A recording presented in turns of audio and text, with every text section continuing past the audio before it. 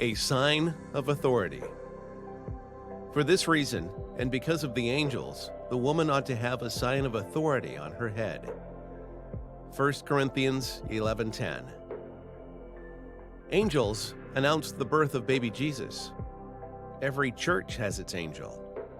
Where a church forms, where two or three gather together, angels are watching. Indeed, there are thousands and thousands of angels watching the lives of Jesus' disciples. Fact is, are not all angels ministering spirits sent to serve those who will inherit salvation? Hebrews 1:14.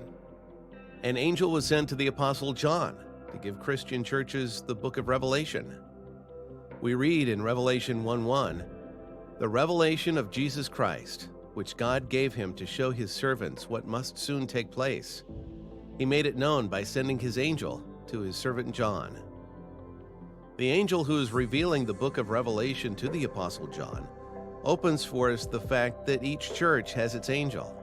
The church in Ephesus, Smyrna, Pergamum, Thyatira, Sardis, Philadelphia, or Laodicea each had their angel. John is told to write something specific, not to the leadership of each church, but to every angel of a church. One example is recorded in the book of Revelation, that John was to write the following to the church in Sardis. To the angel of the church in Sardis write, "There are the words of him who holds the seven spirits of God and the seven stars. I know your deeds. You have a reputation of being alive, but you are dead." Revelation 3:1. The angels look down upon a church to see if the men and women are lovingly, joyfully obedient to the living God. The angels look to see that each person, male or female, is fulfilling God's will and commandments. These angels rejoice in watching disciples obey God. In each congregation, there is a holy obedience that should be seen, that perfect will of God. Being men are in leadership and women are fulfilling their God-given role of humble helpmate. The Apostle Paul writes in 1 Corinthians 11:10, "For this reason, and because of the angels, the woman ought to have a sign of authority on her head." During worship, and only during church services, a woman is to have a covering, or sign of authority on her head.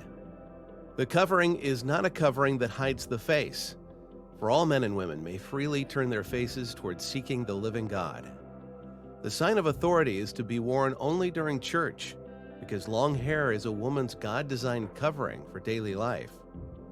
The very nature of God's DNA, both physical and spiritual DNA, is a design for men and women, that women should have long hair and men short hair. Does not the very nature of things teach you that if a man has long hair, it is a disgrace to him, but that if a woman has long hair, it is her glory? For long hair is given to her as a covering. 1 Corinthians 11:14 and 15. Obeying this in faith will produce a vibrantly spiritual church and be pleasing to the angels who are watching. Seeking the humility of Jesus with a sign of authority during worship causes the Holy Spirit to bless such a congregation. All other churches will be rebuked. It is not cultural reasons the women should wear a covering during church. The reason, the joy that comes from wisdom on the matter of a covering, is based on God's act when He created man and woman, Adam and Eve. In 1 Corinthians, the reasons are laid out clearly that this is no cultural commandment. A man ought not to cover his head, since he is the image and glory of God, but the woman is the glory of man. For man did not come from woman, but woman from man. Neither was man created for woman, but woman for man.